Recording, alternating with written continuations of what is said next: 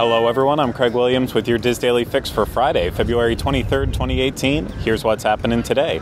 First up, yesterday Disneyland won a prize for dining announcements. The first announcement they made early in the day is that Lamplight Lounge would be replacing Cove Bar. So Lamplight Lounge will open June 23rd along with the rest of Pixar Pier. The lobster nachos have been confirmed to make their return along with specialty drinks and California gastropub fare.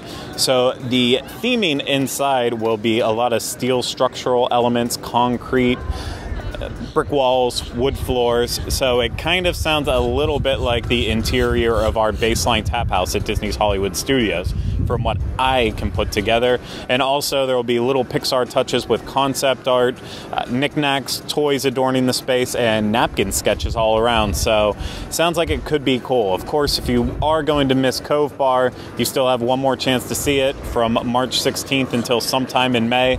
Then it will close permanently and reopen as Lamplight Lounge with two-story views overlooking Pixar Pier. Very cool. Now, next, later in the day, it was announced that Tropical Hideaway would be coming to Disneyland's Adventureland. This was super exciting news. The new venue is going to be placed right in between the Enchanted Tiki Room as well as the Jungle Cruise, replacing what is currently Aladdin's Oasis. And guests will be able to visit with Jungle Cruise skippers in an exotic traders market. So could be going the route of like our Jungle Cruise skipper canteen here in Walt Disney World, but hopefully not entirely. So all we can tell is based on the concept art. It appears that it's going to back right up against the Tiki Room. It's going to have great views of the Jungle Cruise with a lot of outdoor seating. It looks like they're going to have an animatronic, maybe like a Barker bird sitting out there too. I cannot be more excited for this. I think it is going to be perfect regardless of what kind of food they serve. Just to be able to sit and relax in that area, it is going to be a very popular place. Now finally, booking begins today for the Gardens of the World Tour Spring Edition. This tour takes place on several days throughout the Epcot International Flower and Garden Festival, which starts next Wednesday. And Epcot will essentially become your living classroom as you witness firsthand how garden beds, shrubs, hedges, and topiaries will be meticulously cultivated.